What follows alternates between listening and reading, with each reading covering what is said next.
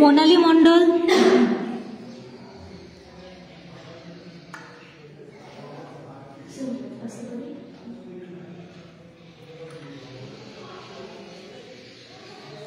Good afternoon, ma'am. Good evening, sir.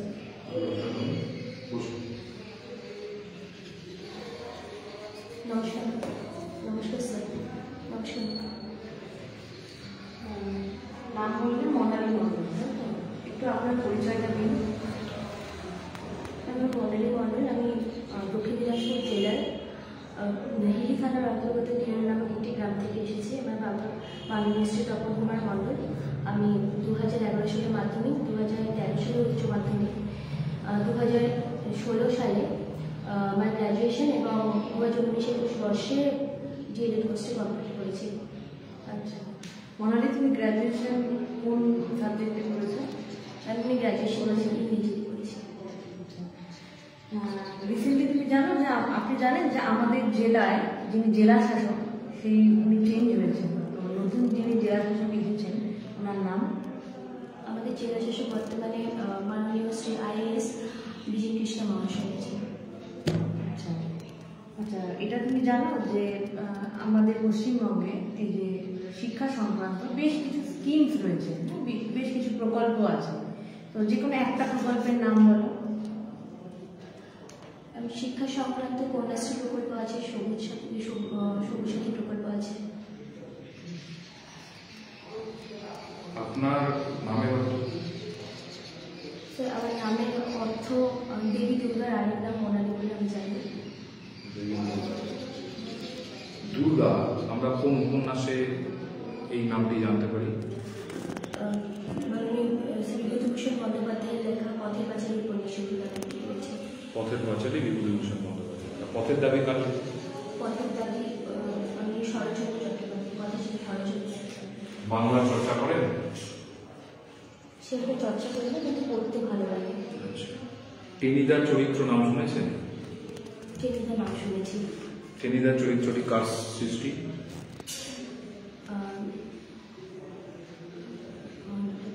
আচ্ছা, আমাদের বিভিন্ন বিষয়ে পুরস্কার প্রদান করা হয়, ঠিক আছে, বিভিন্ন ক্ষেত্রে।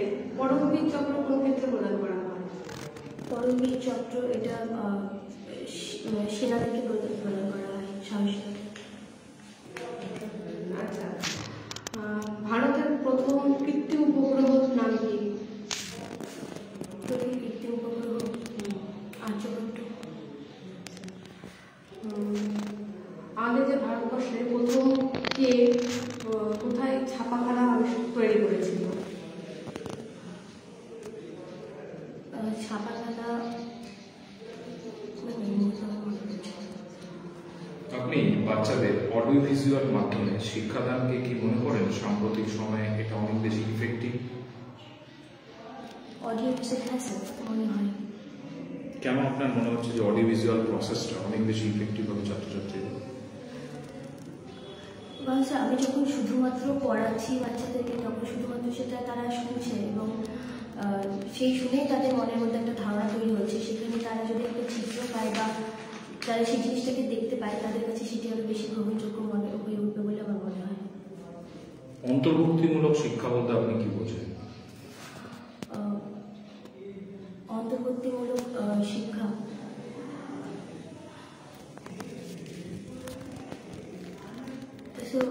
একটি শ্রেণীকক্ষে বিভিন্ন ধরনের যে আপনি কি মনে করেন এই যে এখন যে সেমিস্টার পদ্ধতি চালু হয়েছে, তো এই সেমিস্টার পদ্ধতিটি প্রাথমিক বিদ্যালয়ে হওয়াটা উচিত?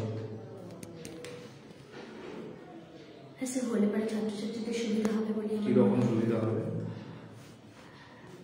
সেমিস্টার পদ্ধতিতে হলে পরে তাদের যে পড়াশোনার যে অ্যানুয়াল হাফ ইয়ারলিতে যে ব্যাপারটা হয়, অ্যানুয়াল বা বছরের শেষে আমরা যে পরীক্ষা নিই, তাতে করে তাদের মনে হয় পড়াশোনার যে চাপটা পূর্ববর্তী পাঠে গোটা বইটাকে আবার পড়াশোনা করার জন্য তাদের একটু চাপ হয়। তাতে করে সেমিস্টার সিস্টেমে হলে তাদের পড়াটাকে একটু সহজতর হবে, চাপ কমবে।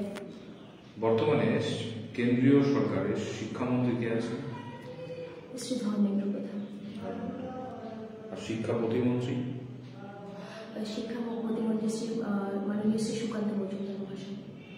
উনি লোকসভার সাংসদ, তাই তো? স্যার কোন লোকসভা কেন্দ্র থেকে উনি সাংসদ?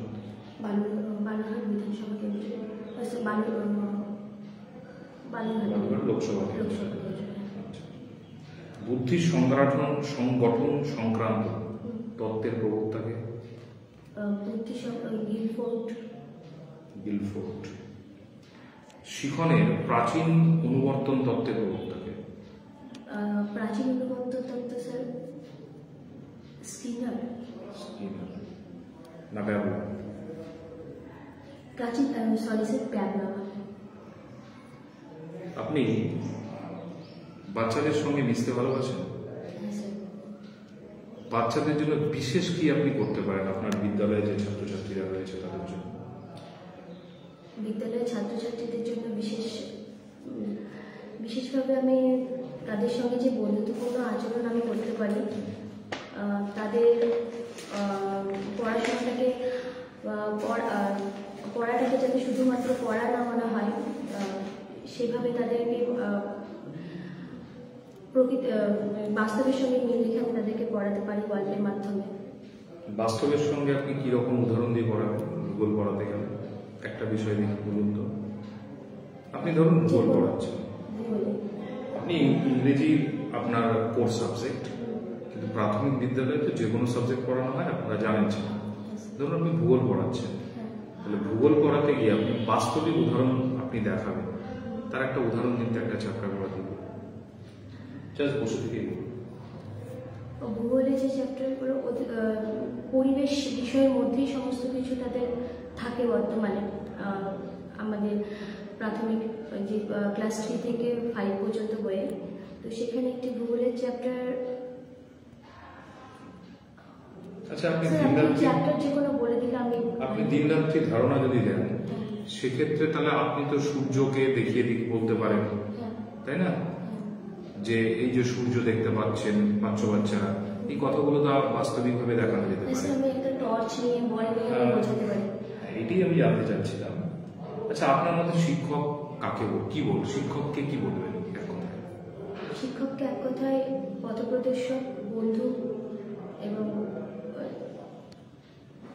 সব শিক্ষক কি পথপ্রদর্শক হতে পারে, বন্ধু হতে পারে? স্যার, হওয়া উচিত প্রত্যেকটি শিক্ষকের একজন শিক্ষার্থী পথপ্রদর্শক, বন্ধু। সমাজ গঠনে শিক্ষকের ভূমিকা কি? স্যার, সমাজ গঠনের কারিগরি শিক্ষক বলে আমার মনে হয়। আপনি ইংরেজির ছাত্রী, টেন্সের ধারণা ক্লাস নিয়ে দেখেন তো, আমরা একটু দেখি। ঠিক আছে স্যার, আমি চেষ্টা করছি। স্যার, আমি দাবি করতে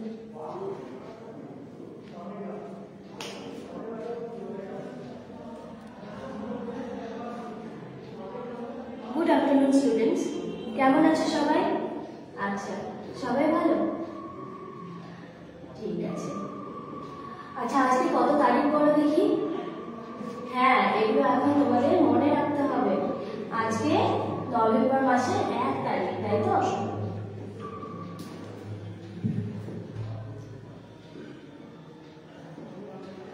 আচ্ছা, আগের দিন আমরা কি পড়েছিলাম? পার্টস অফ স্পিচ, তাই না? পার্টস অফ স্পিচের আমরা ভার্ব পড়েছিলাম। আজকে সেই ভার্বকে আরো ডিটেলসে জানবো আমরা। আচ্ছা, বলো, কালকে কে স্কুলে আসেনি বলো তো? হ্যাঁ, সুস্মিতা কালকে স্কুলে আসেনি, তাই না? আচ্ছা, আগামীকাল কিন্তু স্কুলে মাংস হবে, তাই না? তাহলে আগামীকাল সবাই আসবে তো? হ্যাঁ, আচ্ছা ঠিক আছে। আচ্ছা বলো তো, এখন আমি 3টে সময়ের কথা বললাম, কি কি? গতকালকে আসেনি সুস্মিতা স্কুলে, আজকে 1 তারিখ, আর আগামীকাল স্কুলে মাংস হবে, তাই না? 3টে সময়ের কথা বললাম। তো এই যে আমরা ভার্ব পড়েছি, আগে সবাই বলো ভার্ব মানে কি? ভার্ব মানে ক্রিয়াপদ, তাই না? ক্রিয়া কথার অর্থ আমরা যা কিছু কাজ করি, যে কোনো কাজ, সেটাই হচ্ছে ক্রিয়াপদ বা ভার্ব। তাহলে এই যে ভার্ব, এই কাজগুলো আমরা কখন করতে পারি? হয় গতকাল করেছি, বা আগে করেছি, এখন করছি, বা ভবিষ্যতে করব। এই যে 3টে সময়, এই 3টে সময়কেই আমরা কি বলবো? টেন্স। ঠিক আছে? টেন্স কথার অর্থ হচ্ছে ক্রিয়ার কাল। কাল কথার অর্থ কি বললাম এখনই? সময়। তাহলে সময় মানে আমরা কি, এই যে কাজটা কখন হচ্ছে সেই সময়টাকে বোঝাবে। ঠিক আছে, তাহলে আমি তিনটে সময়ের কথা বলেছিলাম, অতীত, তাই না? আগে যে কাজগুলো হয়ে গেছে সেগুলোকে আমরা কি বলবো? অতীত। অতীতে হয়ে গেছে, যেমন আমরা ইতিহাসে পড়েছি অতীতকালের কথা। আর এখন আমরা যে কাজটা করছি সেটাকে আমরা কি বলবো? বর্তমান। এবং কালকে যে কাজগুলো হবে, পরে যে কাজগুলো হবে সেগুলোকে আমরা কি বলবো? ভবিষ্যৎ। ঠিক আছে, সেটাকে আমরা বলবো ভবিষ্যৎ। এটাকেই আমরা ইংরেজিতে এই একই জিনিস, এই যে ক্রিয়ার কাল, এটা যেমন তিনটে ভাগ, এই টেন্স স্টেজ, এটাকেই আমরা ইংরেজিতে এই তিনটে ভাগই করব। ঠিক আছে, তাহলে এই যে অতীত কাল, এটাকে আমরা কি বলবো? ইংরেজিতে বলবো এটাকে আমরা পাস্ট। তাহলে পাস্ট টেন্স। বর্তমানকে কি বলবো? Present tense. আর ভবিষ্যৎকে বলবো ফিউচার টেন্স। তাহলে আজকে আমরা পড়ছি টেন্স।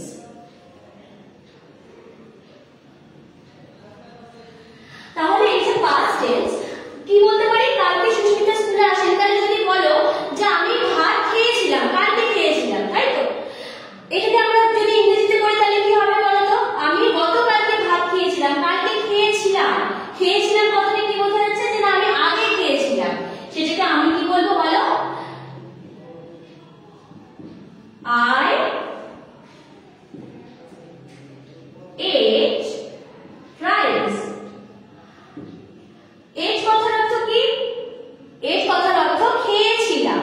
এবার আমি যদি বর্তমানে বলি আমি ভাত খাই, আমি ভাত খাই কি হবে বলে? সবাই পারবে। আমি বলো তাহলে, আমি ইংরেজি কি? আই। খায়ের ইংরেজি কি? আমি খাই ভাত, তাই তো? I eat rice. আর আমি যদি কালকে খাবো, আমি ভাত খাবো যদি বলি তাহলে কি হবে বলো তো? এটা কেউ পারবে না, তাই না? আমি বলে দিচ্ছি,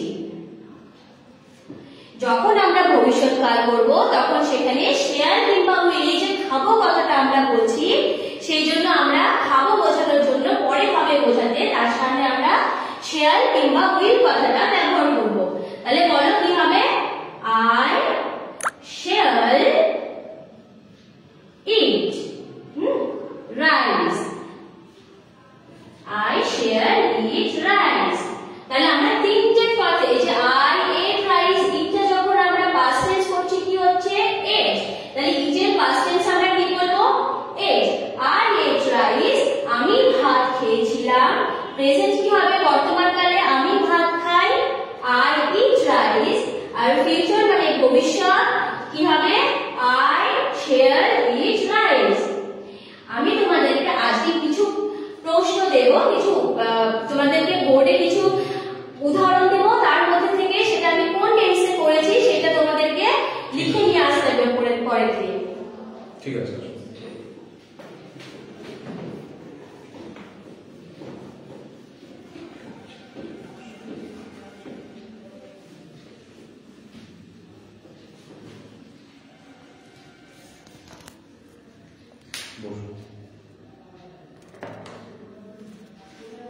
আচ্ছা, ওয়ার কোন টেন্স ব্যবহৃত হয়? WERE সেটা পাস্ট টেন্স ব্যবহৃত হয়। Past tense. সিঙ্গুলার এখানে প্লুরাল? প্লুরাল হয়েছে। আচ্ছা, স্যার আমি একটু ভুল বললাম, প্লুরালে হয় কিন্তু কখনো কখনো সিঙ্গুলারের সঙ্গেও আয়ের সঙ্গে কখনো কখনো ওয়ার আমরা ব্যবহার করতে পারি। এটা এক্সাম্পল? এক্সাম্পল বলতে গেলে sir, if I were a bird. আচ্ছা, তো এই ক্ষেত্রে কেন ওয়ারটা ব্যবহৃত হলো আয়ের সঙ্গে? আয়ের সঙ্গে ওয়্যার তখনই ব্যবহৃত হয় যখন কোনো কিছু সম্ভব নয়, সেটাকে কল্পনা করে যখন প্রকাশ করা হয় তখন আয়ের সঙ্গে ওয়্যার ব্যবহৃত হয়। বেস্ট অফ লাক, আপনার আগামী দিন শুভ হোক। ধন্যবাদ স্যার। ধন্যবাদ।